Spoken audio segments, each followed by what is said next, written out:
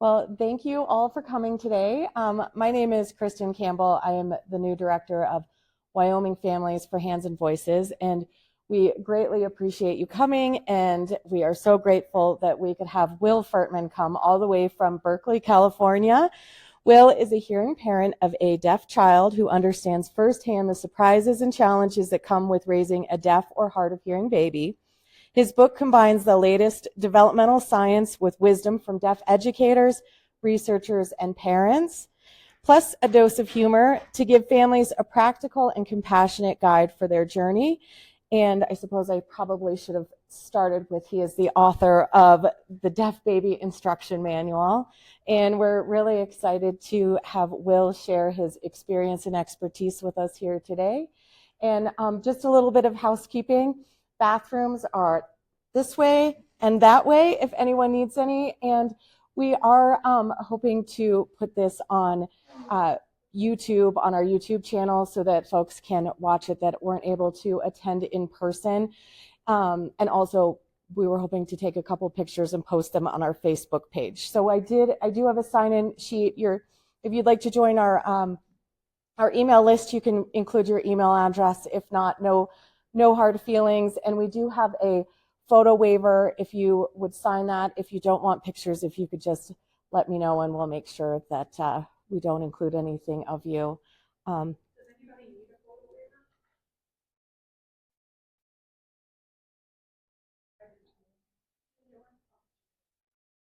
Well, thank you again for coming so much. And Will, I will turn it over to you.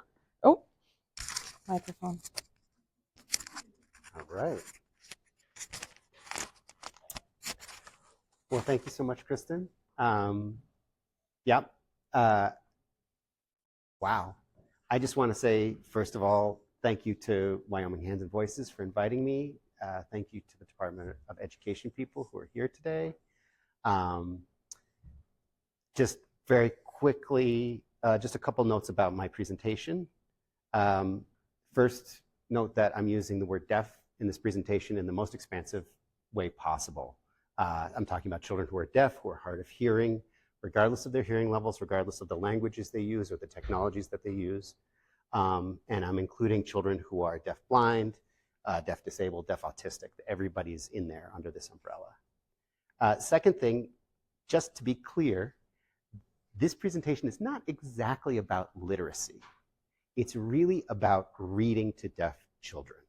And there are teachers right here in this room who know a lot more about teaching literacy than I do. But reading to kids has huge benefits that include literacy, but actually even go beyond literacy. And they have just a lot of other skills that deaf kids sometimes have trouble acquiring if they're in homes with language barriers. So I want to kind of put that out there, that reading and writing is great, but we're talking about some bigger concepts as well. And then just the final note is both my kids, you'll see lots of pictures of them in this. They were early readers, but I had them during COVID lockdown, and I'm a professional writer, so they're not role models for your kids or your students. They're just there to be cute. So my name is Will. I'm the author of the Deaf Baby Instruction Manual. It'll be out April 2026 from Bloomsbury Academic. I'm the father of 2 children. That's Leo, he's now 10. That's Oscar, he's now 7. Leo's the hearing one, Oscar's the deaf one. I live in Berkeley, California with my beautiful wife. And yeah, when Oscar was identified as deaf, which was in the newborn hearing screen at the hospital, my wife and I went to the library to start researching. What we found there was mostly old, scary, and mostly wrong, obviously wrong stuff. So that spurred me to write this book. And here's the obligatory ad for the book.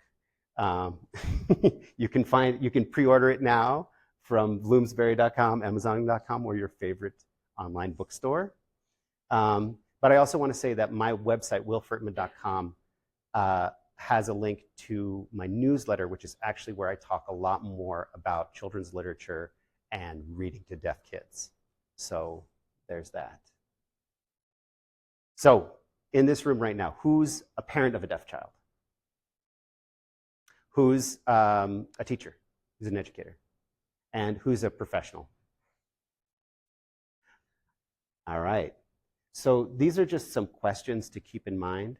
I'm going to present the first half, about 40 minutes. I want you guys to just think about these questions or any other questions you have. At the 40-minute mark, we're going to take a break. I'd love to talk with you about some of these. And then after the break, I'm going to come back and I'm going to talk more about my favorite topic, which is actually the books, because I love the books, and there's just a huge pile of them, as you guys can see from that bibliography. So, thinking about books and thinking about the ways that books work inside families with deaf children. Books are tools, and I'm the primary caregiver for my kids, and it's a hard job. And for me, I use books to make parenting easier. You know, going down this list, the first reason books make it easier is because books are fun. Reading is fun. Reading a good book together, or just throwing a good book at your kid, having them have a good time, that's the ultimate goal. My wife was recently at a different library in our hometown, and she overheard a mom talking to her son, and she said, "Oh, I know you want to take out a bunch of comic books, a bunch of graphic novels, and that's fine, but you also need to take out some real reading, some real books." If reading isn't fun, kids won't do it. And that's just the truth. But besides reading alone or reading together, books are also the starting places for fun, because they have things in them like jokes and stories and projects. You know, books are little adventures, but they are the starting points for adventures in the real world. And that's another way to get kids really excited about reading. Stories are play. So Oscar set up this costume stand a couple months ago. For $5, he would wrap your entire body in toilet paper like a mummy. Because it's Berkeley, we actually had one customer. But I want to ask you guys, where do you think this idea came from? Interesting idea. Actually, 2 slides back, there was a clue. This is from Lucy and her psychiatric booth in Peanuts. And it's also from Big Nate, and there's a whole storyline in one of the Big Nate books about the problems with toilet paper costumes. And it's from every kid's book about lemonade stands. You know, copying what you've seen is really the first step towards inventing something new. And stories aren't a one-way street. Kids read stories, but then they read those stories back into the new stories they read. And then they crossbreed the stories, and they mutate the stories, and they play with the stories. Play is really the most complicated thing that humans do. It's an incredibly deep and important part of learning. And the more starting points your kids have for play, the better off they're going to be.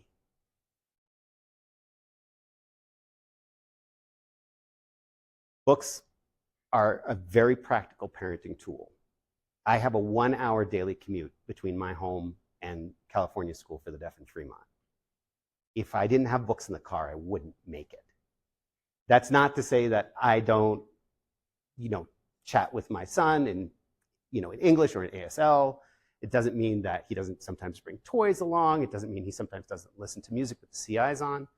But books are always there to suck up that time and to entertain him while we drive. I don't ever leave home without them. They keep your kids entertained in the car. They reduce whining at the beach. They make the doctor's office less scary. They're perfect for potty training to keep their butt on the seat. There's just like a million uses. Obviously, they're great for bedtime. They also make it a huge pain in the ass to get out of the house in the morning sometimes, but that's a really small price to pay.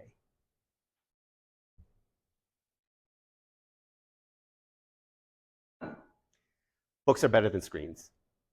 I admit I actually picked a really cool screen to show you guys here, but most digital entertainment products are really designed to capture kids' attention in an addictive way.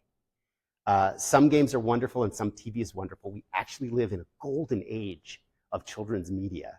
And during the break, I would love to hear about all your favorite TV shows and video games that your kids do. But many of these shows are really designed to capture and hold your kids' attention at the cost of eroding their attention. And it's a big problem. I'm not a purist. My kids watch plenty of TV. They play plenty of pretty dumb video games. But in the downtime, on a daily basis, it's books.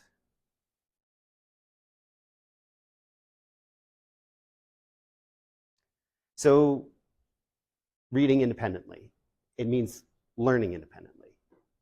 I recently saw a poll, something like 3/4 of elementary school kids that they asked said that when they're reading a book about science, they don't want a storyline.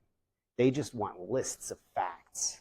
They want to know how high you can jump on the moon, how long per day a lion sleeps.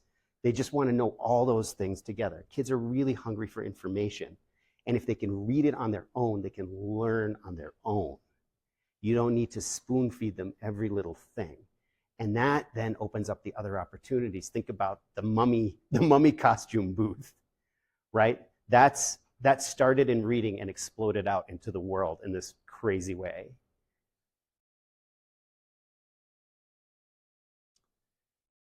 Early reading creates a better school experience.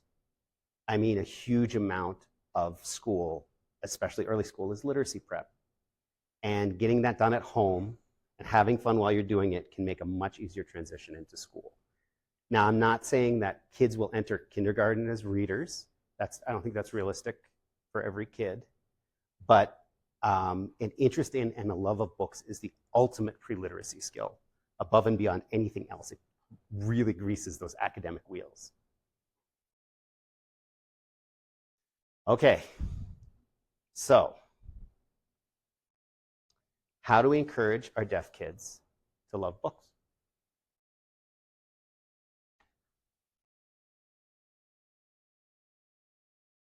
Oh, that's Leo, my older son, giving his characteristic, no, I don't want to be photographed. There. How do we take them from here to there?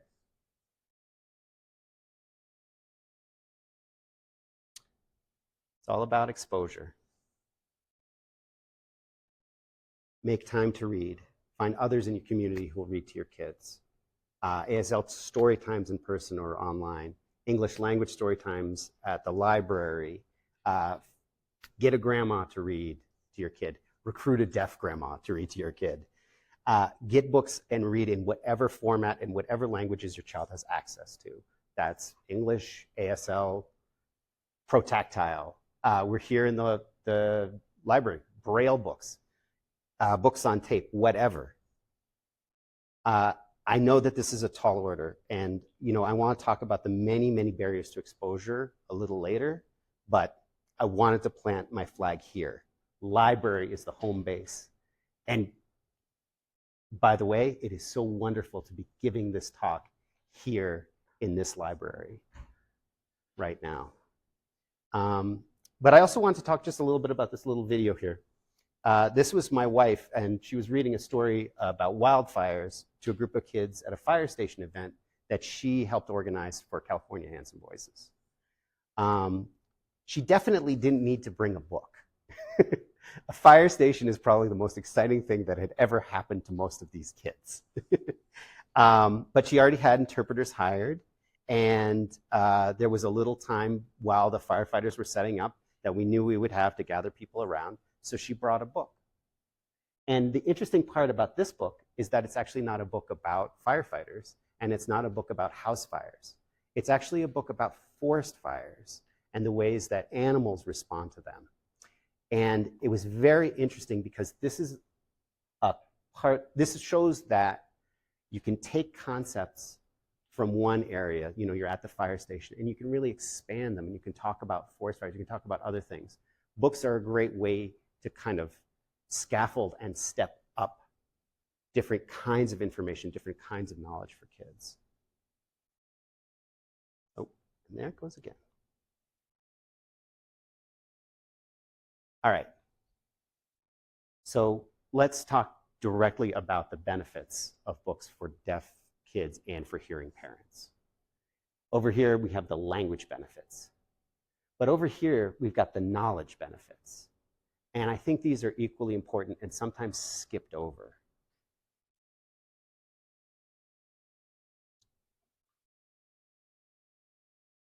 So the first one, I sign with my kids. I've got a bilingual household. But, oh, wait, you see it. This is actually a great example of how books can support kids in ASL. This is Oscar. Watch, he's hunting for the hats.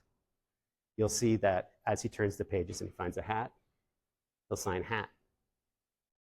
Now, the book offers a scaffold that's partly in pictures, it's partly in words, in written English. But what it's supporting here is ASL development. Lots of kids' books are designed specifically to support language learning. All books fundamentally do it. But playful repetition is the basis of learning, and books give you an opportunity to have that playful repetition. Even when it feels like you're going to die on the 40th reading of Alligator Baby, they are definitely getting something out of it. Especially if you're in a household where you're learning ASL, and you're going to really need to find ways to kind of balance the language diet in your home. So setting up an ASL story time in your home makes sure that it sets aside time for you to sign to your kid, and it sets aside time for them to sign back to you. It's really valuable.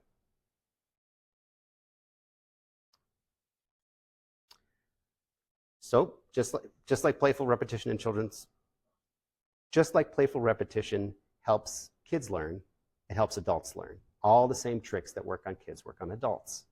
Pairing words and pictures, personifying concepts, setting patterns, then varying them. But then there's an additional layer for parents who are trying to learn ASL, which is when you get a children's book, you've got to interpret it. The process of interpreting can support language learning like nothing else, because you can't just grab something off the shelf and go for it. You have to sit there, you have to think about it, maybe you've got to look up some vocabulary, maybe you have to contact a deaf mentor or a teacher to show you how to sign certain things. It triggers parents to think more deeply about language and about ASL, and it supports their further learning. And then sometimes you'll be forced to grow because you'll get a book handed to you by your child that you can't handle. Go Dog Go was like a freaking adventure for me. It took me 2 weeks to figure it all out and sign it. It was a class in classifiers and signing space. It was really, really different.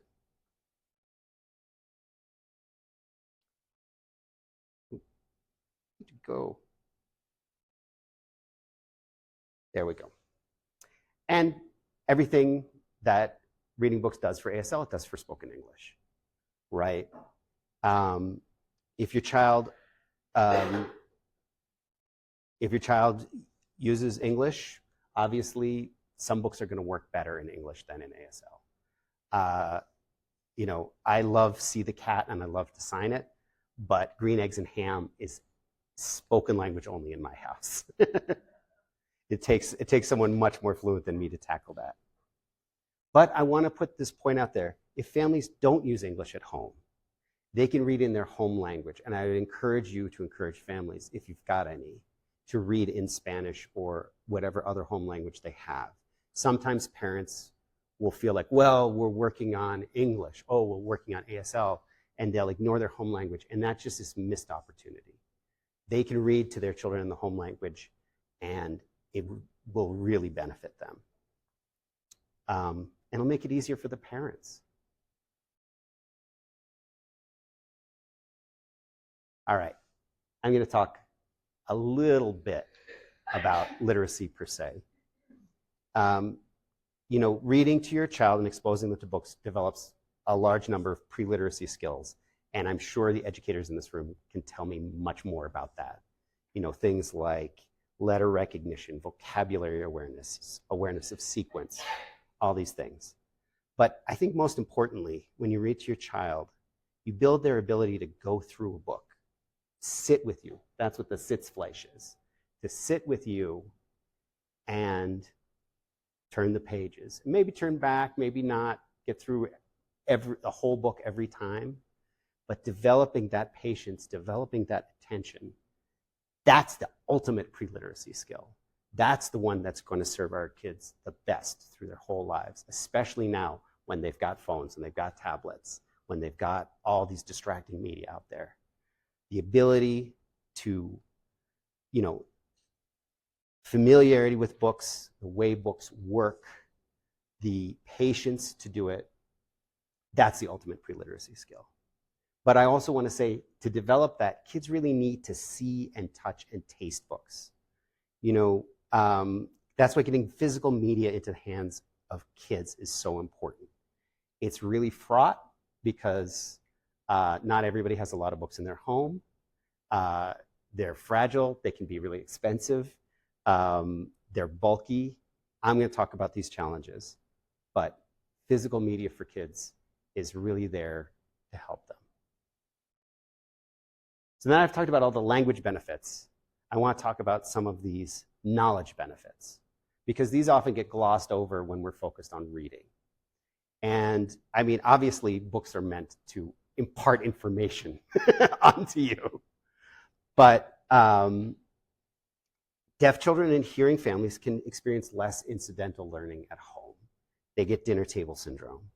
Books allow kids to receive explicit information and glean implicit information about the world that helps them overcome that dinner table barrier. Like I've already said, kids are super eager. Ooh, my mouse went away. Kids are super eager to know about the world, whether that's dinosaurs or ballerinas or pets or royalty or Pokemon or Monster High, whatever. They love having stores of facts. And just like language, stores of facts are a scaffold for greater learning.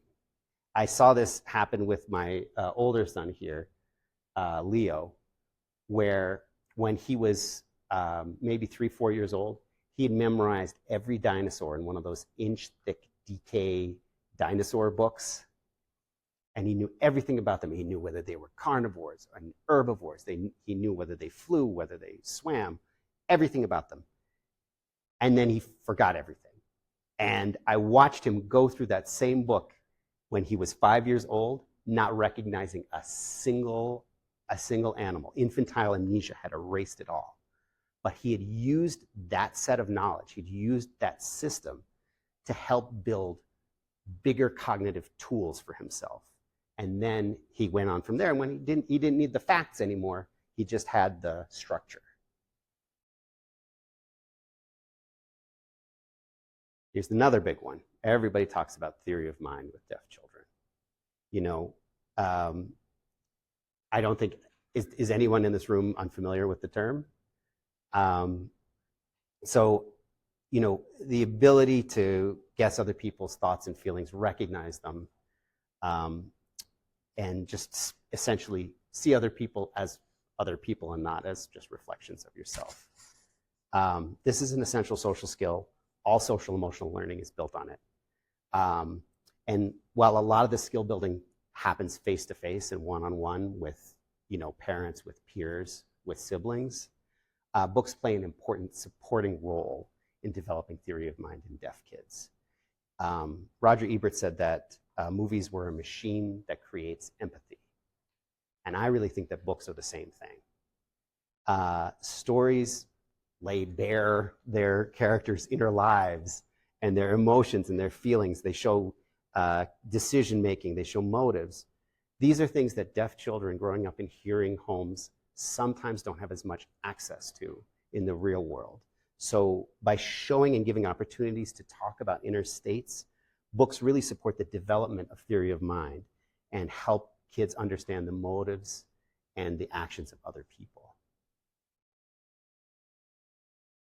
Ooh. Narrative insight. So this one's a little more obscure. Do people know what narrative insight is? This one is similar to theory of mind, except instead of getting a sense of what other people are thinking, you start developing a sense generally of how the world works. It refers specifically to stories, but it's bigger than that. Let's say a car breaks down. What happened? Is it out of gas? Are the tires flat? Is the engine on fire? These are all possibilities that can appear in stories before kids encounter them in the real world. And these stories help them understand a range of causes and outcomes. But actually, narrative insight is a little bit bigger than that, because the very best kids' books go beyond straightforward cause and effect. What they do is they present incomplete information. There are details that need to be spotted, or events that happen off the page, or pictures that don't exactly match the written word on the page. You know, like what happened to the rabbit, and why doesn't the bear want to talk about it? You know, where are the peddler's hats? What does whale poop look like? You know, great kids' books give readers lots of juicy gaps to fill in, and they challenge them to complete stories with incomplete information. This is specifically important for deaf kids because oftentimes they need to infer more information about the world with less input than their hearing peers.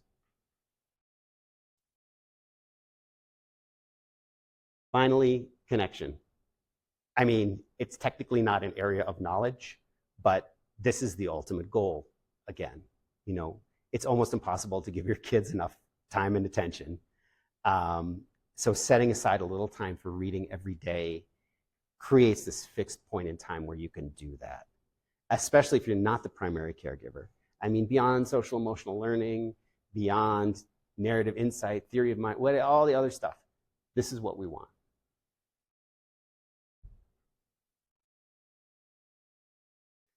So having said all that, what's stopping parents from reading? You know, I'm just one parent. I have a sample size of 2. You guys interact with many, many more parents on a daily basis. So you're going to have a lot more insight on this than I do. But what I see in my travels is it's bad feelings. And you know, it's stress, it's shame, it's time, and it's money. These are the things that stop parents from sitting down and reading with their deaf children. Because I don't know about you, but it ain't easy. So, talking about ASL for a second. Feeling bad about your ASL skills, not feeling secure in your ability to sign something. You know, parents who are learning ASL for their children are doing it under some of the worst imaginable circumstances. They're often older. I was 40 when I started learning. They're often working. All of them have a young child at home, right? It's just resources are scarce, and access to the deaf community is, you know, maybe non-existent for these parents. It's just really tough. So sometimes helping parents sign books to their kids means getting them comfortable with kind of sucking at it. You know, giving them strategies for when they feel stuck or frustrated is really prime. You know, I often see fathers get the worst of this. A lot of times they'll have unrealistic expectations about what they can do and how they can care for their kid. And when they can't meet those expectations, they just tune out altogether. They're just done. And it helps to really understand story time as practice time. You're not going to get it right the first time or the third time or the 5th time. You know, knowing it's okay to fall back on mime, knowing it's okay to fall back on finger spelling, knowing that it's okay to do a conceptual translation of the book and not follow all the English intricacies. That's all really important to share with parents. Boston University did this study here. It showed that parents only need about ASL 1 or 2 by the time their kids are 18 months old, and about ASL 3 or 4 by the time they're 5, in order to support their kids having typical language skills. That's important data, because I meet a lot of parents who are saying, like, I don't know ASL, I give up, and their baby is 1 month old. That's the hump, and that's a hump that reading can help with. And I want to really illustrate that point here. In this picture here, Oscar's about 2 months old. That means I've been taking 18 months of ASL classes. You would be very hard pressed to see that, though, with my caveman level signing. It's not very good, but you can see that Oscar doesn't care that it's not very good. He's engaged. He loves the book. He loves me spending time there reading to him. And how many do I use? Maybe 6 words in this whole video. He's enraptured.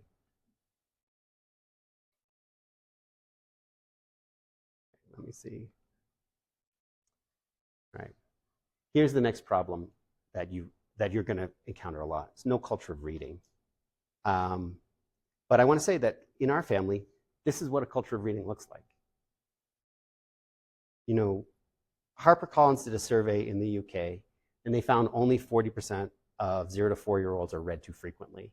And that only about 40% of parents actually like reading to their kids. In the US, about half the adults surveyed hadn't read a book in 2024, right? This is the starting place that we're at, and it's fine. Parents are stressed and overwhelmed. There's a lot competing for their time and attention. What do? You flood the zone. In terms of books, quantity has a quality all of its own. Add enough books to a home, and it suddenly becomes a lot easier to read, because they're just everywhere. The kids will stuff them under your pillow at night.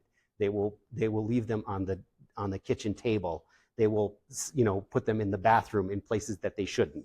I want to talk about getting these books in a second, but that is one of the things. Is access to books means having books in the home everywhere. It's also important to call attention to the books that parents are reading to their kids and really engage them on that. Professionals can really support parents reading by asking them, like, oh, what do you like reading to your kid? Oh, you like that story. Who's that author? Oh, maybe we can find another book by that author. Oh, your kid likes dinosaurs? Maybe we can find another book about dinosaurs. Getting the adults in the room engaged and thinking about, oh yeah, like, maybe there's another book that my child will like. Maybe there's another book that I will like to read to my child. It's really important. And, given the vast amounts of time and energy you all have to devote to this, it's another big ask, but it's definitely a way to start fostering that culture of reading. Yoo-hoo. I mean, no books. Who do we go to when there are no books? We go to Dolly Parton, right? I'm a writer, so I'm contractually obligated to tell all of you that if you have the money, you should go buy books. But I also need to tell you that, and I don't think I need to tell you this, new children's books are kind of like new children's clothing. They're very expensive, and they outgrow it really fast. Used books are cheaper, and you don't feel too bad when they end up with like oatmeal between the pages. And like I said, quantity over quality is important. If you're a parent, more cheap, chewed up books in the house are better than a couple pristine ones with no scribbles on the cover. If you're a professional or an educator, it's part of your job to get books into those homes. And budgets are really tight, but facilitating book access is, in my mind, it's a professional obligation at all levels. If you get a toothbrush every time you go to the dentist, you should get a book every time you go to the audiologist. There are lots of ways you can do this to support families. Our local library is happy to partner for events, and whenever there's a literacy event down at CSD, they'll be there and they'll sign you up for a card on the spot. You can encourage families who've already got library access to get Libby or Hoopla or one of the other digital borrowing things. I don't think digital books are the full solution, but they are definitely a way to turn on the fire hose. You know, if you haven't already, Dolly Parton's Imagination Library is a wonderful resource for free books for parents. You know, I know they partner with local institutions, so I don't know the exact situation out here, but it's something to look into. You can organize book swaps when you hold other events. You can collect books to redistribute or just have a little office library with loaners in it. My wife recently got a donation of 6 big Bankers boxes of basically new children's books from a used bookstore in our town. That lasted for an entire year of Hands and Voices events. And we just gave out the last ones, you know, 2 weeks ago.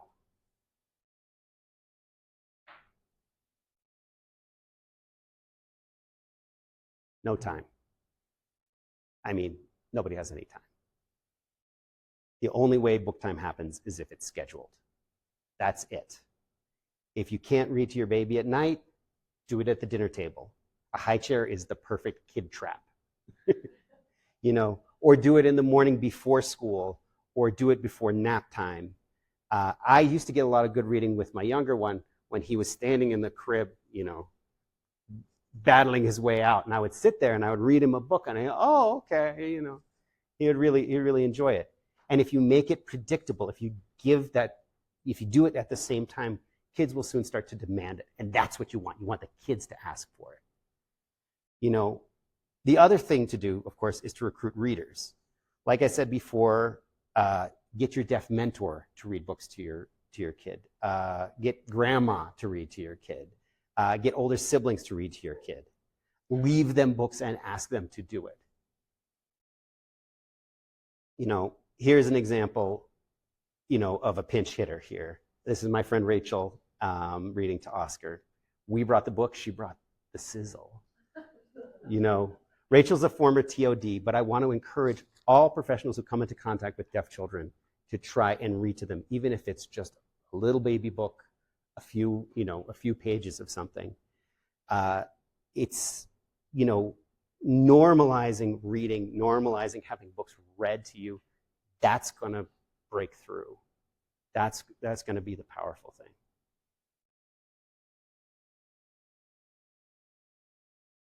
Home language is not English. I mean, how many people here have families whose home languages aren't English in their, yeah. You know, I'm kind of going out on a limb here because it's completely divorced from my personal experience, but in my son's class back in California, about half the families use Spanish at home, and Farsi and Cantonese, a couple other languages. But giving parents wordless books or nearly wordless books to start with that they can just read in their home language, that's a great start. Giving them, making sure you get them signed up for that Hoopla or the Libby, those apps which can give parents access to books in their home languages, very important. You know, just letting families know that they can do a conceptual interpretation, very important. Guys, everybody knows what reading conceptually is?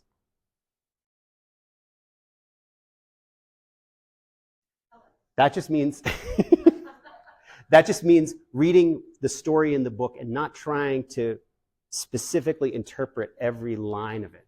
So if you're reading, let's say, Green Eggs and Ham, you would say this, you know, this silly man wants this silly man to eat this food. You don't need to make the rhymes into ASL or into your home language. Right. So, any questions up till now before we go pee? Yes? You talked a little bit about the digital books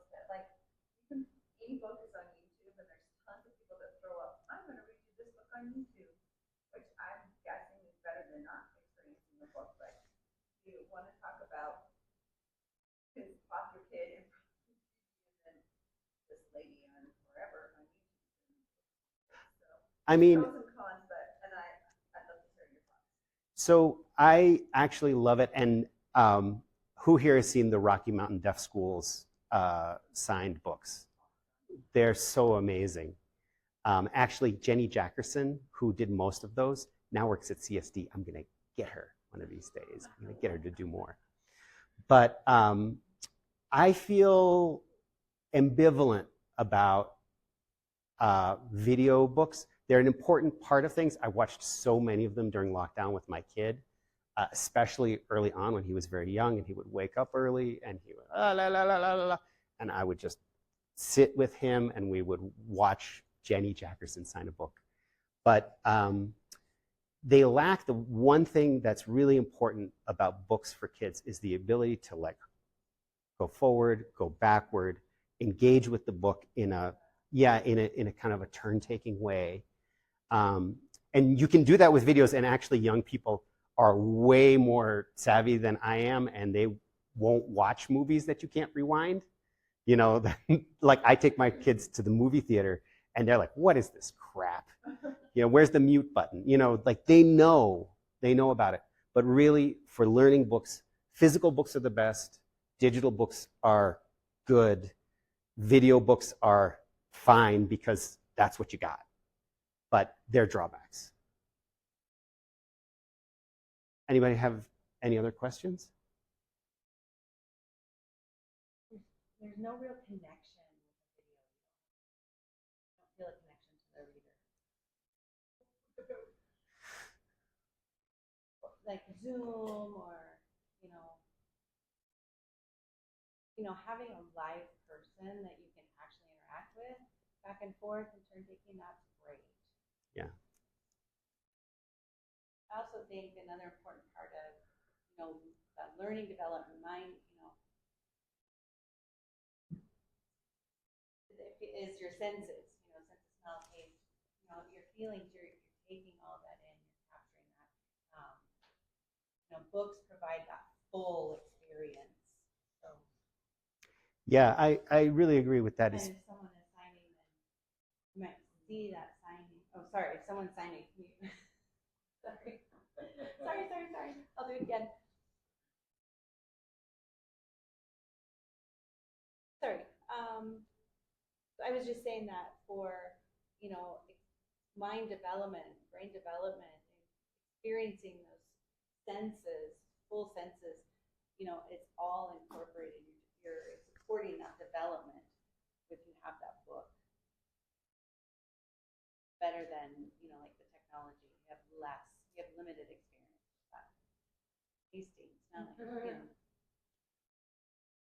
touching that, feeling those textures, everything. Full learning.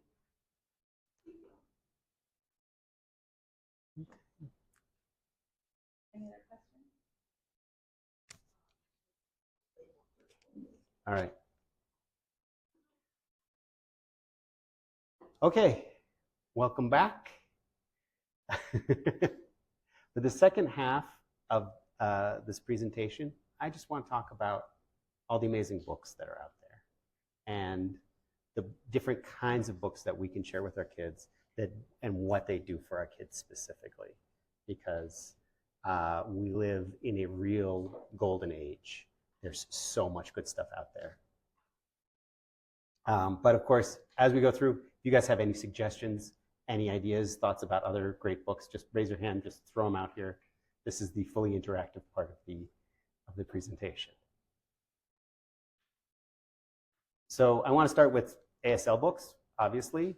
Here are three that I happen to like, in part because I'm told they all use accurate ASL, which is not always the case. And I just want to set out a warning for this set of books in particular, only because they also have BSL and OSLIN versions, and I've seen those circulating in the United States of America.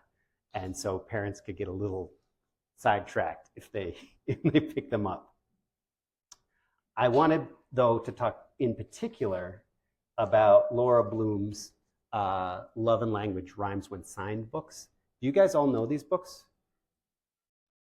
These are extraordinary books.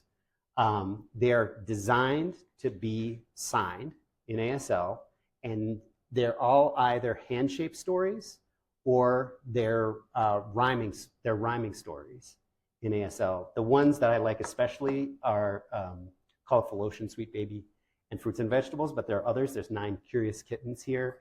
There's Fabulous Forest. There's a bunch of them. But I just want to show you, what makes them so great.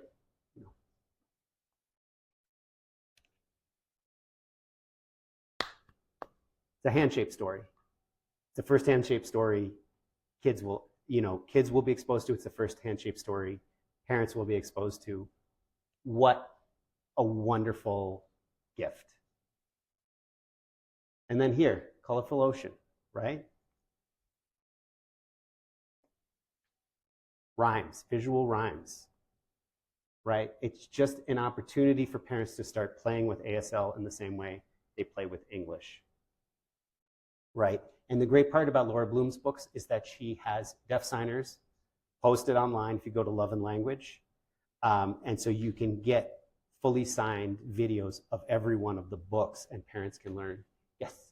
I don't know if you're going to talk about this, but they have the QR code on the book so the parents put their phone on the QR code and then you can see the sign right there. Yeah. So cool. It's fabulous. Love and Language. Just like ASL books, another obvious one is books with deaf and hard of hearing characters. There are, some of these out there. I don't know, do any of you know the hand talk books? Those classics. They're out of print now, so they're actually hard to get a hold of. But if you want to go up on Amazon, you can get them for a couple bucks a piece. Now these two here, Moses and Hand Talk, both take similar approaches, as they have kind of slice of life stories featuring deaf characters and kind of diagrammatic ASL that shows you how to make various signs and things like that. I especially like the Hand Talk books for a reason. But then I also want to show you Moonlight Zoo. This is an English language book. It features a child who uses a hearing aid, completely unremarked upon. It's not a book about a deaf or hard of hearing child. It's about a kid who has a dream about their cat. And in that way, I think that's really wonderful. But this is really why I love these Hand Talk books, is because these are real deaf kids. It's really 1980. It really looks like 3-to-1 contact. But having deaf models in the book is just so important. My kid was riveted. That one of the videos that I showed you in the first part was me reading their Hand Talk Zoo book, and you saw how Oscar was just.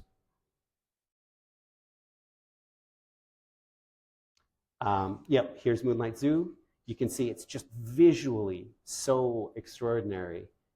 It's actually a cutout book where there's these lacy layers of paper next to each other. This thing won't survive 3 seconds in the hands of a 3-year-old, but it is so cool. And I mean, these are all books here with deaf authors and co-authors too. Proud to be Deaf and El Defo are both for slightly older kids. And then Monster Hands is more for the 4 to 6-year-olds, but Another one that you can add to older ones is Songs for a Whale. Oh, that's right. Character in that one, it is an amazing book. Good point. Songs for a Whale. I can't remember the author, but it's my favorite books, and I love it. It's amazing. So Proud to be Deaf here. It's a British book, uses a lot of BSL, so it's not for language teaching per se, but man, Proud to be Deaf, Deaf Pride right on the cover. Can't be beat. Lily Beese is at the time was a real 10-year-old girl. She's right there in the book. She's talking about her own life. It's just fabulous role modeling. And then you can be like, I'm learning a second language. I'm learning BSL as well as ASL. Cece Bell, who here knows El Defo? Yeah, Cece Bell. It's a great book. For slightly older kids, Cece Bell writes movingly about love before the age of 10. Although not in this one, but I think she's just one of the most fabulous children's book authors out there. And then there's Monster Hands. Who here has seen Monster Hands? Wow. So Monster Hands is great because it's another one of these books that never explicitly says, this is a deaf book, this is a book about deaf children, this is how you use sign language. None of that. It's a book about children, and it's a book about being afraid of the dark, and it's a book that shows deaf gain and it shows deaf culture without ever explaining a single thing. It's really fabulous. You can see the inside here of Proud to be Deaf. It's just solid. It's just really great. And then here is the interior of Monster Hands, and I don't know if you can really see it here. 2 children, they live across the street from each other. The whole book occurs when they're having a conversation from opposite sides of the street. Never remarked upon in the entire book. It's just fabulous. Concept books. You guys all know what concept books are? Yeah. They're terrific because you only need, in this case, 2 signs to get through the whole book, right? But as your parents start mastering more ASL, as they start mastering more stuff, they can expand. These concept books are also fabulous for reluctant parents who don't love to read, or for parents who are reading into another language, if their home language is Spanish or whatever. You can see here, I always recommend Baby Happy, Baby Sad. She's got other books, Yummy, Yucky, No, No, Yes, Yes. They all run on the same theory. They're all a little bit funnier than they strictly need to be, and a little bit nicer. And that really helps keep the kids focused, keep them involved, and entertain the parents a little bit. But as you can see, 2 signs or 4 signs. Stuff like Sandra Boynton's, blue hat, green hat, it has the same quality. You can get through this, with 6 signs, or you can get through this with 60 signs. As your skills improve, you can describe more of the story. You can expand more on the ideas. The same thing about John Julien's Before and After. Have any of you guys encountered this one? This one is fabulous. This one is a really great book. Because, there's a whole story to be told in why is the cat like that? And how did it get like this? Right? Starts with before and after and goes into infinity. But concept books are not always straightforward. They can actually really challenge parents to think about the underpinnings of language and learn language in new ways. Compare the ASL interpretation from this book, this book is called In This Book. It's hard to look up. But compare the ASL interpretation of this page to this page. They're not the same. And learning that they're not the same is a gateway for parents to start learning more about the structure of language and the structure of ASL. Counting books. Everybody loves counting books. These were some of the very first books I read to both my kids. Honestly, I've forgotten the vast majority of the ones I read, but these 3 stood out. The Montessori number workbook here is great because it has a tactile element. All the letters are in sandpaper, so the kids can trace the numbers and start to kind of internalize the shapes. But Have You Seen My Dragon over here? This is the counting book I would get because this one goes to 20, right? It's like Spinal Tap. Like worm book. Yeah. It's 1 apple, 3 oranges, 2 oranges, whatever, and the caterpillar becomes a butterfly, and that. Yeah. Yeah, the hungry caterpillar. That one, Yeah, that's yeah. fabulous. I like that one too. So as you can see, tactile input is amazing. You know, this one is actually, it's a challenging counting book. You actually have to find all the numbers. So it's like it stays. It works for slightly older kids. And then Stack the Cats here is also a slightly elevated. It has like a couple math concepts in it that you don't need necessarily, but it's a great book too. And then I wanted to talk about this one, which is 3 times 4. It's by Ivan Bernetti. And this is an advanced counting book that you can start with really young, but it has mind-blowing concepts in it. The dialogue is easy enough for a parent just starting out having some ASL, but there are so many sneaky numbers in this book, and your kid is going to learn how to multiply and divide before they hit pre-K if you get them this one. This one is fabulous. Books with word balloons. This is something that's always overlooked. I very seldom see it discussed, but this is a really important support for both ASL and English reading. As a hearing parent just learning to sign, word balloons really simplify the process of interpretation. Books with word balloons tend to place all the action in the pictures and then all the dialogue into the bubbles, right? And it chunks up the page in a way that makes it much, much easier to interpret for a beginning ASL signer like I was.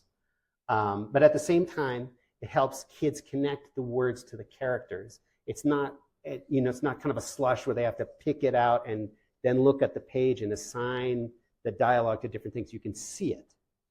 And whether your child is being read to or doing it on their own, it's spoken language or in sign, it really helps clarify the stories for them. And it can really help start their love of learning right there. And I think one of the reasons Elephant and Piggy is so successful is how clear it is. Mo Willems even color codes the word balloons. The green snake speaks green words. The gray elephant speaks gray words. But it's not just separating out dialogue from action. Word balloons also contain information about the words that are being spoken. And this can really help fill in additional information for deaf kids. So if we look over here at the ice cream computer, the way its word balloons are tells you something about the ice cream computer. It tells you the manner that it's speaking, the pace that it's speaking, the tone that it's speaking, the attitude it has, right? And the 2 crazy ghost kids, they don't speak in straight lines. They speak in messy, squiggly word bubbles, right? Studies have shown that kids understand the iconography of comics before they can read.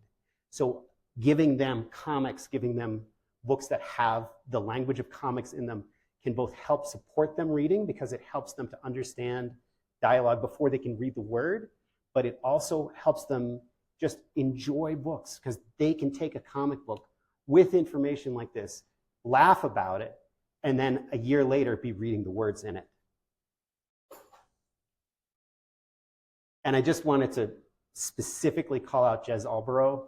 This is the greatest word bubble in the history of the world. It just, that baby is just crying out for love and affection and comfort. And actually, when I was putting this talk together, Oscar wandered over to me and was like, wow, that baby really needs a hug.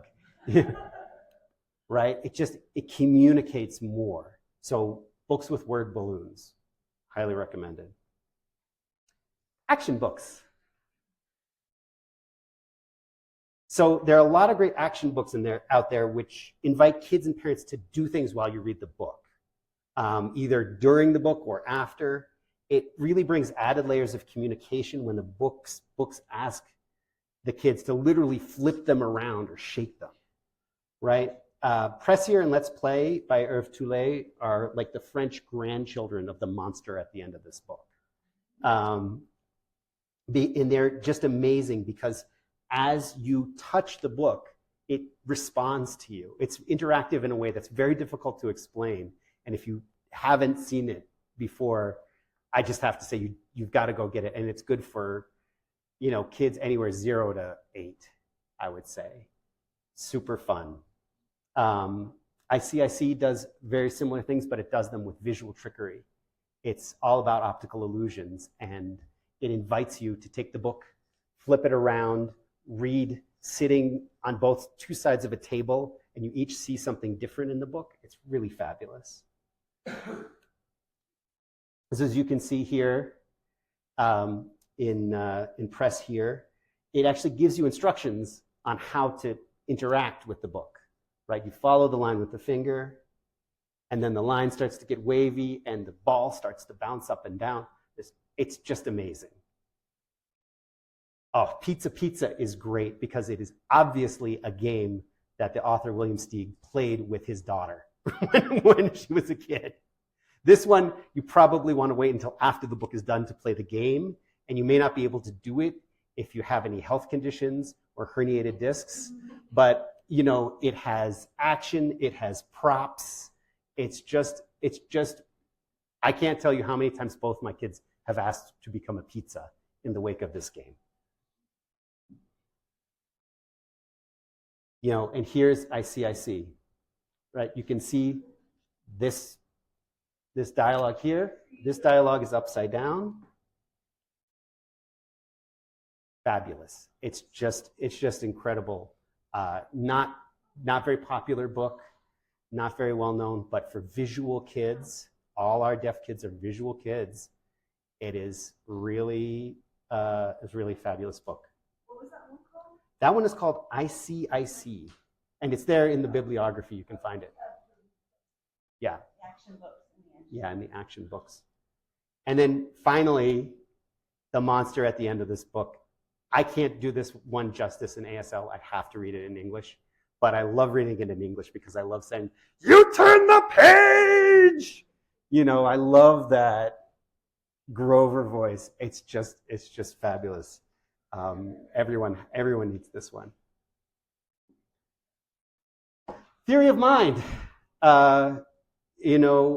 It's one of those basic skills that deaf kids can get less practice in. All books fundamentally engage theory of mind, but I think John Klassen and Mac Barnett's books engage theory of mind the most. So there are a lot of them on this list. John Klassen's I Want My Hat Back is a classic revenge horror story in the style of The Hills Have Eyes or Old Boy, but it's appropriate for ages 0 to 5, right? Have you seen my hat? No. Why are you asking me? I haven't seen it. I haven't seen any hats anywhere. I would not steal a hat. Don't ask me any more questions. Okay. Thank you anyway.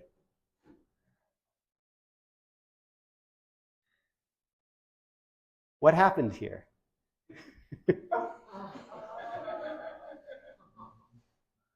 Something happened. Right.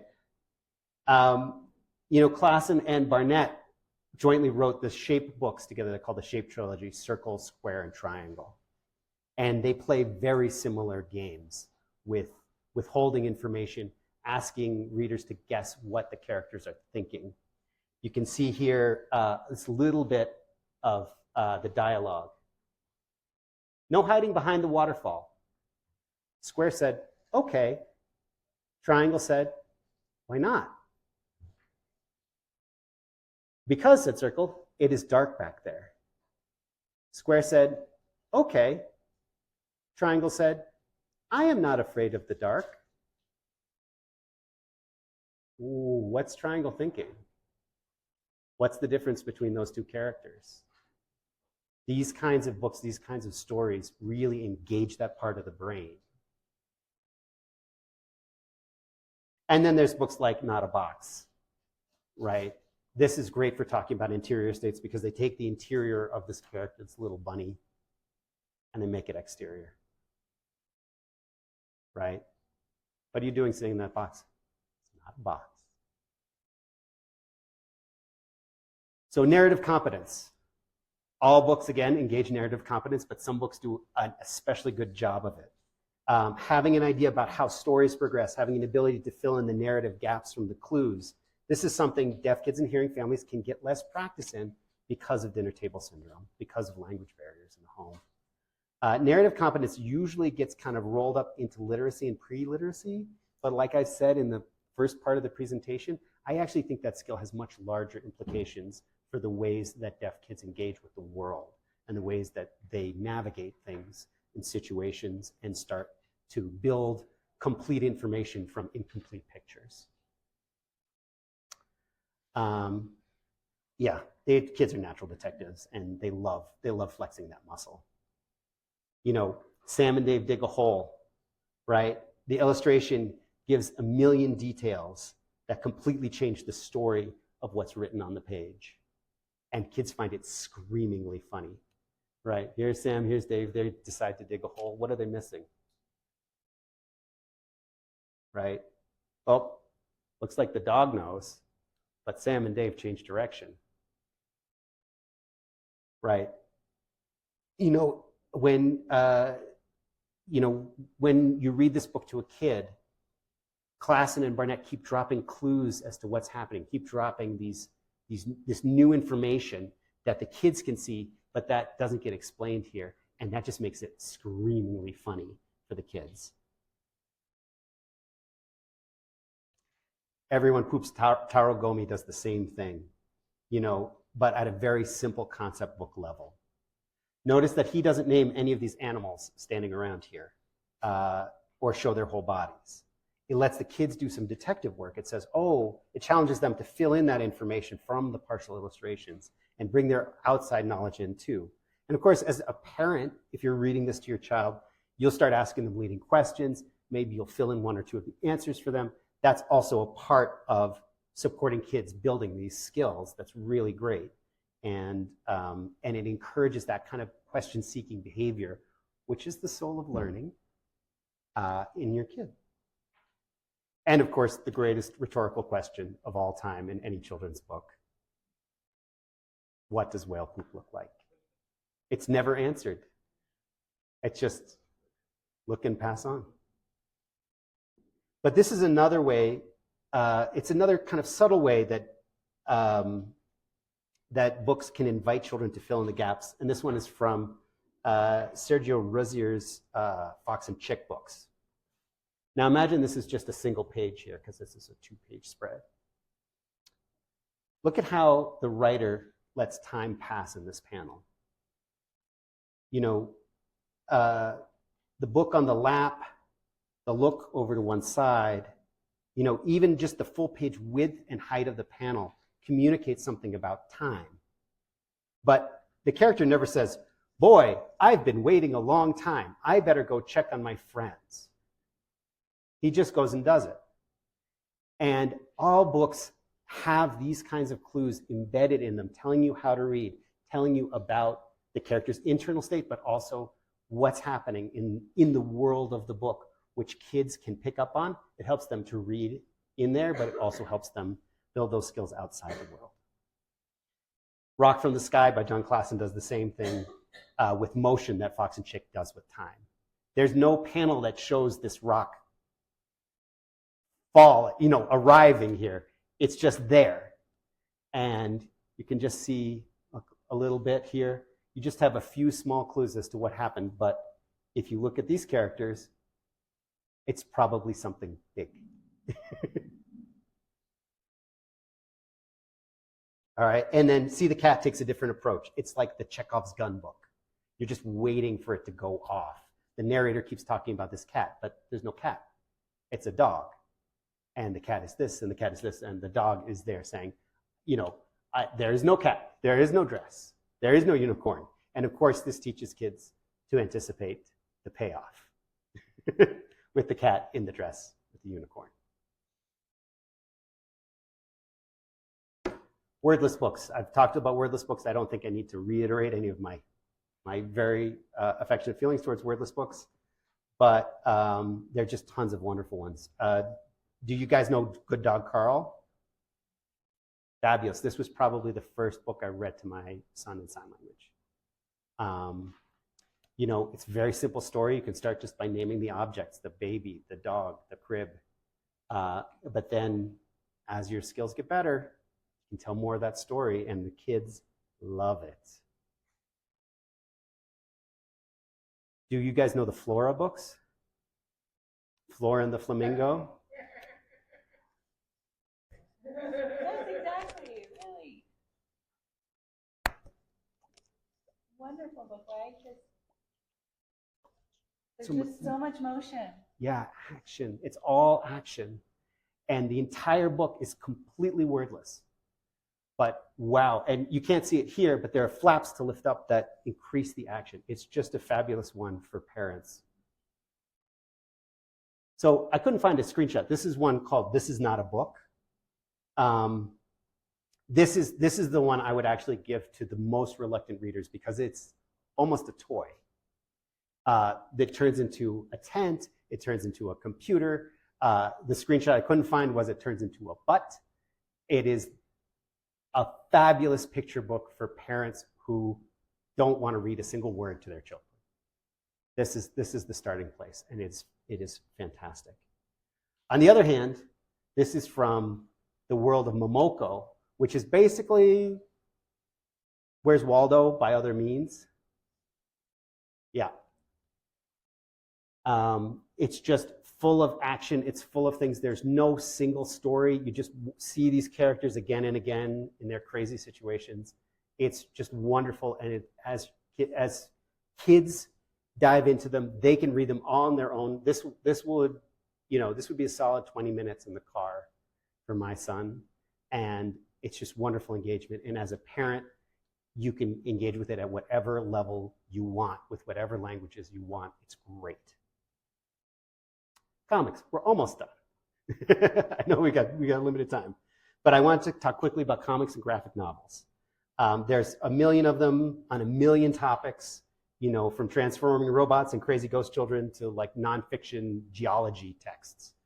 I want to say comics are real reading, and it helps that kids already know a lot of these characters here. There are already cartoons of some of them. There are already T-shirts of some of them. It can help a reluctant reader get into it by giving them that starting place that's outside of the book itself. It helps that a lot of these have word balloons. In Ali's case, actually, Ali speaks in pictures. It helps that there are all kinds of different protagonists. You can find a hero that looks like your kid. You can find a hero that your kid identifies with. I don't think any kid looks like a trilobite, but my children identified with the trilobite there. And I wanted to put in a plug for old comics. These are fabulous. My kids fight. And one of them is that deaf guy has Oh, an author that does comics. Yes, that deaf guy's fabulous. But if you're just walking along the side of the road and somebody's throwing out a Garfield collection, grab it. It doesn't matter if the cover's torn. It doesn't matter if there's crayon on the inside. You can get Snoopy. You can get old Popeye comics. You can get old Richie Rich comics. These things are cheap. They're disposable. They're already ruined. They are perfect for passing on to children in your life. They will treasure them. They will destroy them. That's fine. Old comics are fabulous.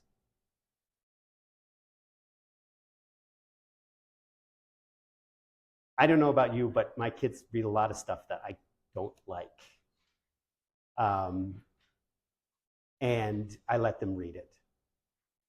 And this is my plea to you, is unless, I always look it over, make sure it's not too sexual, make sure there's no violence or a tolerable level of violence here. But I don't enjoy reading the Pokemon Essential Handbook to my son. It's torture. But I let them read it, and I will read it to them. Uh, you know, I'm not old enough now to know which one of these is going to become a classic of the age. Some of them will always be disposable garbage. Some of them will be treasured.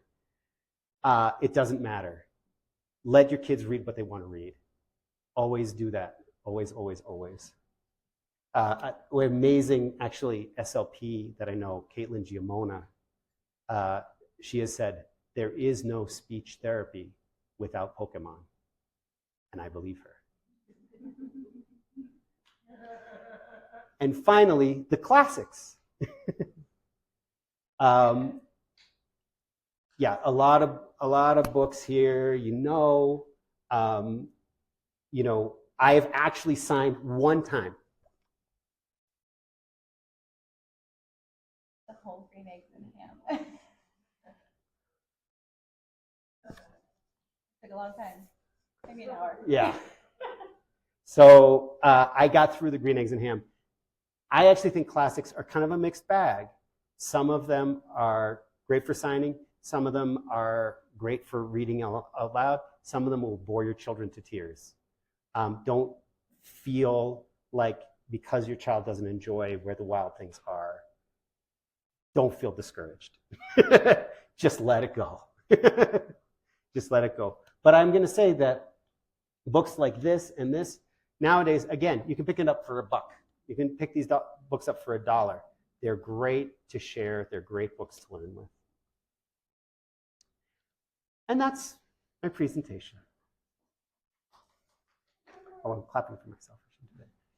Also for books, do the Deaf Dog series is really good. Yeah. They've got a deaf dog that's in the school system, and it kind of helps normalize things that deaf children need.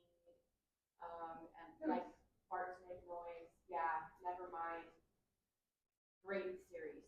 Yeah. Does anybody else have something I missed? Right? Like what other books?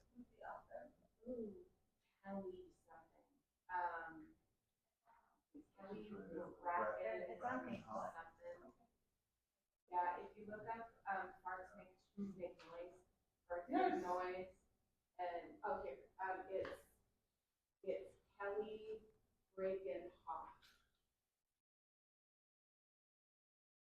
We always loved Harmony Hears a Hoot, which is she's an owl and she has hearing loss and she goes to school, and it was a really great way. I would read it. I would go in and read it to the class, and it doesn't specify a type of amplification, just that they use devices, and she's got some type of microphone, and she talks about being it's hard to hear on the playground, so it's got personal advocacy built in to also teaching the kids in the class about hearing loss, so that you don't have to put the pressure necessarily on your child to share that all the time. So that was one of our favorites.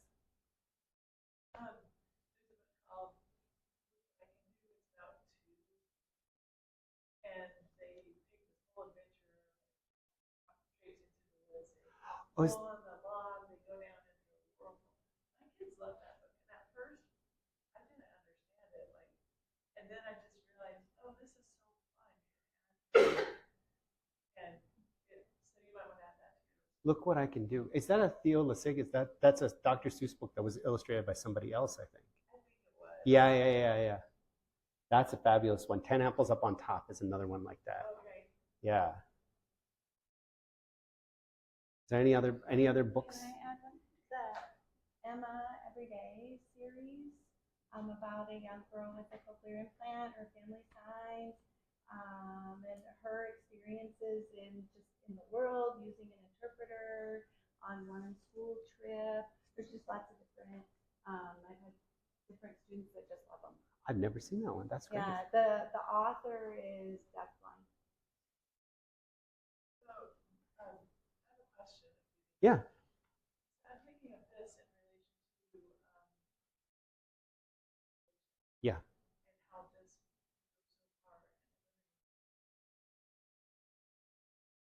goes so far. Probably pronouns, you're getting a lot of details.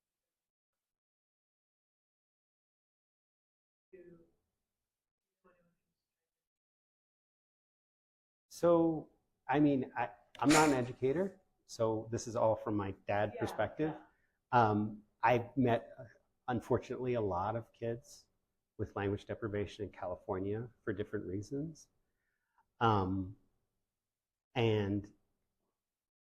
I mean, to talk about it just from the books aspect yeah. is kids with language deprivation need access. First thing they need is access. The second thing they need is exposure. Once you know, okay, I'm going to be signing with this kid, like how do you get that daily? How do you do that? You know, thinking about it from the book's perspective, parents can read to their child every day. Like I said, parents feel very shy about it. They feel like, oh my gosh, I'm not fluent in ASL. I can't do this. But I see that when the parents do start reading, oh, it's practice. It helps. It helps them. It helps their kid. It gives their kid an opportunity to have like a little bit of structured language. It's not just, I'm going to try to sign all the time, because they're going to fail. If that's what they say to themselves, oh, well, I'm going to learn ASL and I'm going to sign all the time and it's going to be great. That's not realistic for language learning. It's just too much for a parent to go from 0 to fluent. It doesn't happen.